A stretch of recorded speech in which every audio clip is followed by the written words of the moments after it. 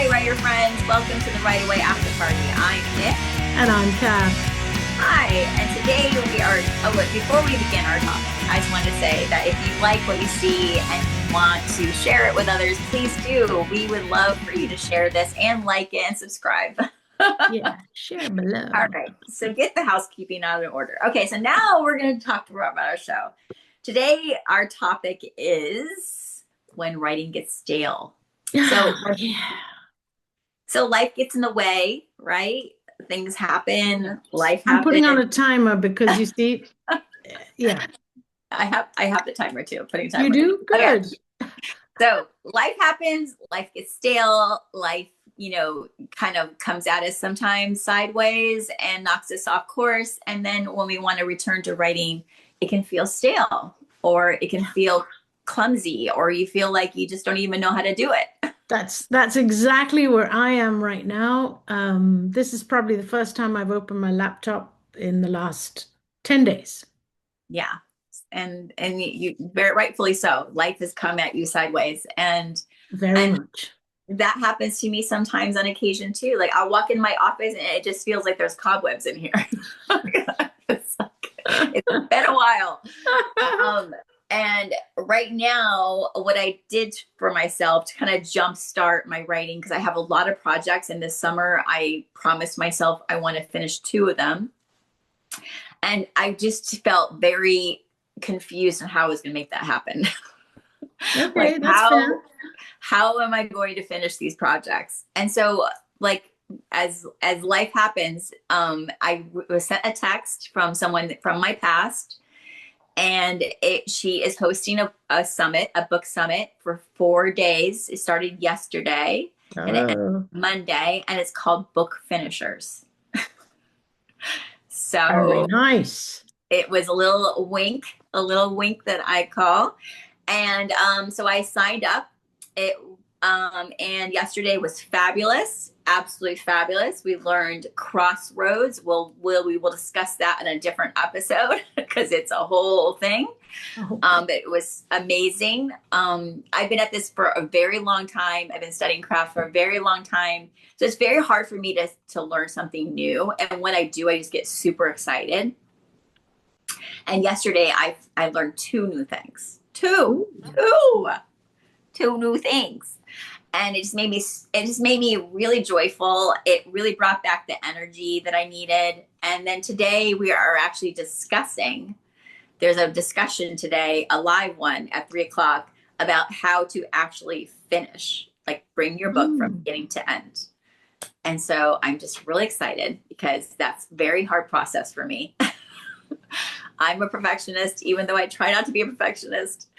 And so that's what I'm going to do today. So I'm super excited and I feel very like energized about it. So Very that's, cool. but Very cool. I think that's a good way, right? To get yourself out. How do you have any other suggestions of how to get yourself out if you're feeling stale? Yeah, I do. I can't think of them now because of the situation I'm in. Yeah. All I have in my mind is get to the hospital, come back. So I Yeah. shouldn't even be talking about that stuff right now, but Yeah. um I mean, that's real life. That's real life it's for a writer. life. Yeah. Yes, yes. And there's part of me that feels guilty, but a bit like you. I find that what helps me definitely is getting together with other writers Hmm. if and when possible. And You were with a group of writers last week Yeah. and the It was two weekend weeks, before. yeah, it was 2 weeks ago now. I was at my girlfriend Tori's house. Well, our girlfriend Tori's house. Yes. She was on our podcast. She So that was hosted. inspiring. That was really inspiring. It was a whirlwind trip because we were supposed to spend the night, but we Yep. ended up driving back the same night. But driving up, I was driving up with another writer, author friend, and she's actually going to be on our podcast in September. And we just talked about books. We talked about life. She was going through a lot of transitions in her life, and I'm going through a lot of transitions still. And we're just talking about how the ebbs and flows of writing, and Mm, and just like you're in a ebbs right now, you're not in a flow. But it will return, and it will. it's almost like a saving grace sometimes that it just kind of stays there, and it kind of marinates. And and as much as I always think that I'm gonna forget, or it's gonna Yeah. get, I'm not gonna be as, as sharp, make it Mm. rusty. It's just not true. It's almost like the break is like a refreshing like time, Yes. and you come back to the page even stronger. Yes. I swear, if you push the guilt aside, I have found that in every ebb, I have learned something which I didn't know before that pertains exactly to the part that I stopped at in my writing. Usually Yeah. that's exactly how it works for I me. love that. I love that. Mm. And I just thought of something too. Is like there's something that I learned during this whole recovery process that I, recovering my emotions and everything that I did for many years. And one of them was that, when you're pulling the arrow backwards and you kind of Yes. feel like you're going backwards, you the arrow shoots forward and you just zoom.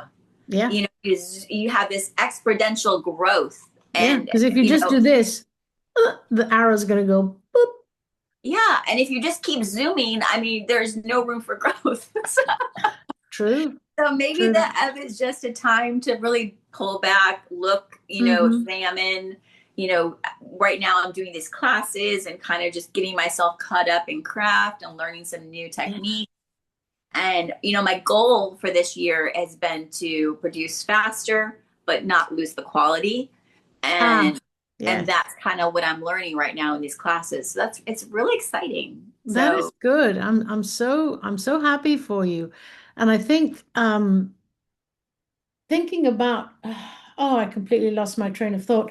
Thinking about um the ebb part, yeah. what I want to tell people is look deeply at where you are when you're in an ebb. What's Yeah. happening around you? Where is your focus? What are the Mhm. things that you're seeing that you haven't seen before somehow? And take advantage of that time. And we all nowadays have a little smartphone, Yeah. and somehow it is attached to our body. So take advantage of that as well and create a note. And in the note, just write down those weird or small things that you observe. One of the things that's happening to me because I'm in this hospital situation and the work that I'm working on is a memoir about my mother and the time I spent with my mother. A lot of those emotions that I felt while she was going through that have kind of dimmed a little bit. And I Mm. think it would shortchange the reader if I wasn't honest. It was, maybe sounding a little too Pollyanna, too polished, like, oh, look what I did. And then we Yeah. did this. And I forgot the actual heaviness. Oh, yeah. And that's what I'm going through right now with my husband, the heaviness Mm. of every day, the Yeah. length of every day. But here's what I observed, and I know it's going to sound really stupid, but it made a whole lot of sense to me. Tomorrow is not going to creep into today. Mm. Absolutely not. You can't Today is handle its it. Yeah. own, sorry?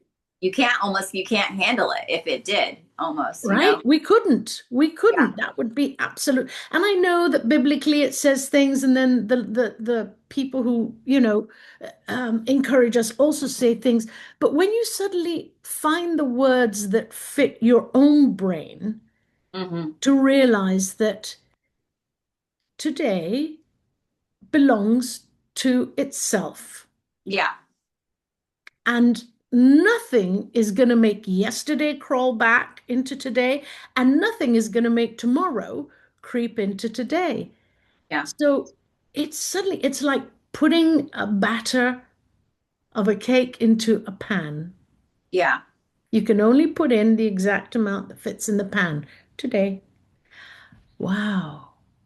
I mean, it sounds so simplistic, and yet to me, it was in my brain revolutionary. Yeah. And it allows the breath to come back into your body when Yes. when you take in that, that understanding that you only have to deal with, and you don't even have to deal with today. Like you only have to deal with right this second. Mhm.